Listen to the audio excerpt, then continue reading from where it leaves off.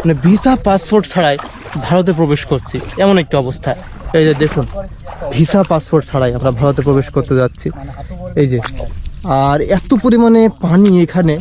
117 নম্বর forest Bangladesh India একটি সীমান্ত পিলারের এই পারে হচ্ছে বাংলাদেশ এবং এই পারে হচ্ছে ভারত। এই যে আমাদের যে চাচাগুলো দেখতে পাচ্ছেন, তারা কিন্তু ভারত থেকে বাংলাদেশে চলে এসেছে খুব সহজেই। তো তোমার নাম কি? খোরশেদ।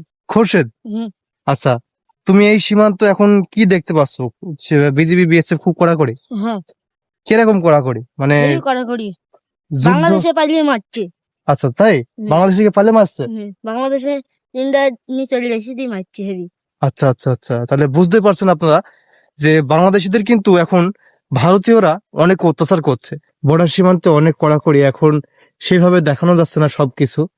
তারপরেও এই যে একটি চাচা আসছে, সে কিন্তু সরাসরি মানে ভারতের মাটি থেকে আর কি বাংলাদেশের মাটিতে প্রবেশ করছে, এমন সীমান্ত।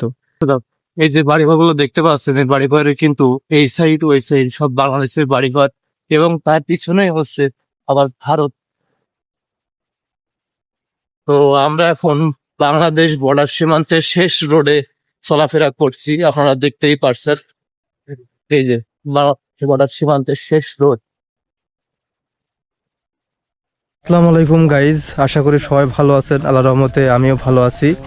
তো আজকের ভিডিওতে আমি দেখানোর চেষ্টা করব কিভাবে ভারত থেকে বাংলাদেশে, বাংলাদেশ থেকে ভারত আসা যাওয়া করে মানুষ। এই যে দেখুন, একটি ছেলে চলে আসছে, সে কিন্তু ভারতের মাঠ থেকে ঘাস পাতা কেটে নিয়ে সে কিন্তু বাংলাদেশে সরাসরি চলে আসছে। এই যে দেখুন, সে কিন্তু ঘাস পাতা কেটে নিয়ে চলে আসলো। এবং আমাদের সাথে একজন আছে আজকে, এই যে পরিচয় করে দিয়ে, সে কিন্তু আমার ছোট ভাই। সে এখানে আসলে পরেই তার সাথে আমার দেখা হয়। সে আসলে অনেক ভালো মনের একটি মানুষ। তো তোমার নাম কি? খোরশেদ। খোরশেদ। আচ্ছা, তুমি এই সীমান্ত এখন কি দেখতে পাচ্ছ? বিজিবি বিএসএফ খুব কড়াকড়ি? হ্যাঁ, কিরকম কড়াকড়ি? মানে এই কড়াকড়ি যুদ্ধ? বাংলাদেশে পালিয়ে মারছে। আচ্ছা তাই? বাংলাদেশ থেকে পালে মারছে? বাংলাদেশে ইন্ডিয়ার নিচে রেসি দিয়ে মারছে হেভি। আচ্ছা আচ্ছা আচ্ছা, তাহলে বুঝতে পারছেন আপনারা যে বাংলাদেশিদের কিন্তু এখন ভারতীয়রা অনেক অত্যাচার করছে। যাই হোক, আমরা এটি চাচ্ছিলাম না যে আমাদের ভারত বাংলাদেশের ভিতরে এরকম শত্রুতা হোক, বা এখন কিন্তু যুদ্ধ পরিস্থিতি বুঝতে পারছেন আপনারা অনেক খারাপ। তো সীমান্তের এই জায়গাটিতে আসলেই একটু কাদা পানির ভিতরে আমাদের যেতে হবে। তো এখানে দেখতেই পারছেন যে প্রথমে আমি আপনাদের দেখাই।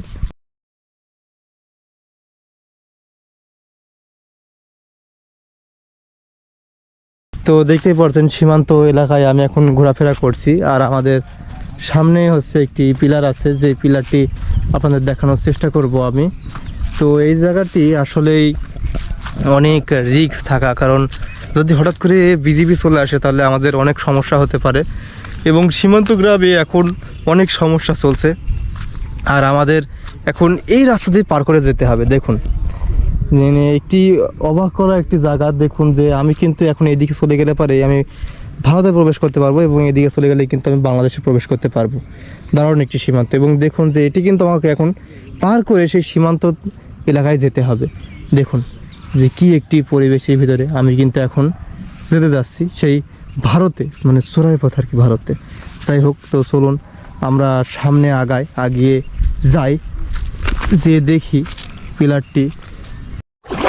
একবার দেখুন যে একটা ভিডিও বানানোর জন্য কতটা কষ্ট করা লাগে। এদিক দিয়ে আমরা যাচ্ছি, এই যে দেখুন আমাদের কিন্তু এক হাঁটু পানি, আমাদের প্যান্টটি ভিজে গেল এই পানির জন্য। আর দেখতে পাচ্ছেন যে কি অবস্থা আমার এই সীমান্ত এলাকায় যাওয়ার জন্য। আর আমরা কিন্তু মানে ভিসা পাসপোর্ট ছাড়াই ভারতে প্রবেশ করছি, এমন একটি অবস্থা। এই যে দেখুন, ভিসা পাসপোর্ট ছাড়াই আমরা ভারতে প্রবেশ করতে যাচ্ছি।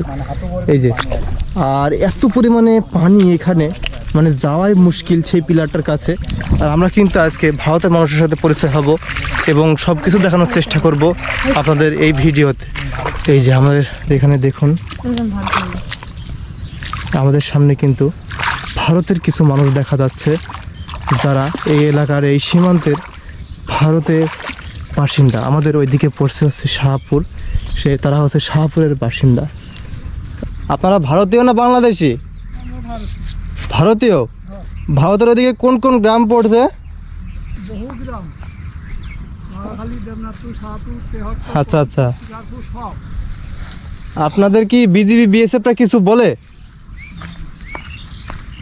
এই সীমান্তে এখন কেমন কড়াকড়ি? এটা তো ভারতীয় জমি নাকি? আমরা এখন দাঁড়িয়ে আছি ভারতের ভিতরে। আচ্ছা, মানে এক পারে হচ্ছে বাংলাদেশ আর এক পারে হচ্ছে ভারত। না, আমার চাচারা দেখুন যে ভিসা পাসপোর্ট ছাড়াই ভারত থেকে বাংলাদেশ এবং বাংলাদেশ থেকে ভারত আসা যাওয়া করছে। এই যে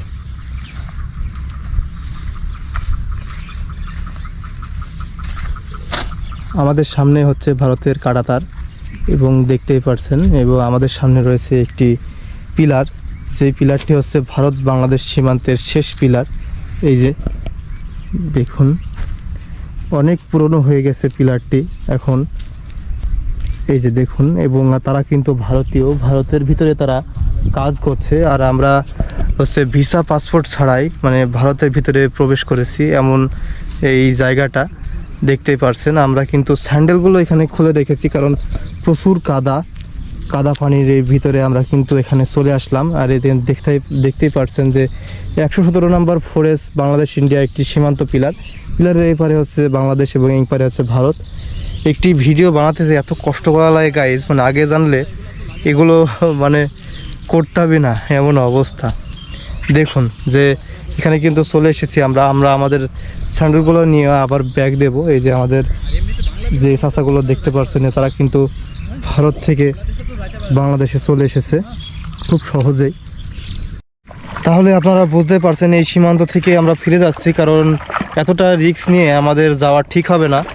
এই যে ভিসা পাসপোর্ট ছাড়াই তারা আসা যাওয়া করছে, এবং বাংলাদেশি কৃষকদের ওপরে কিন্তু এখন বিএসএফরা অনেক অত্যাচার করছে।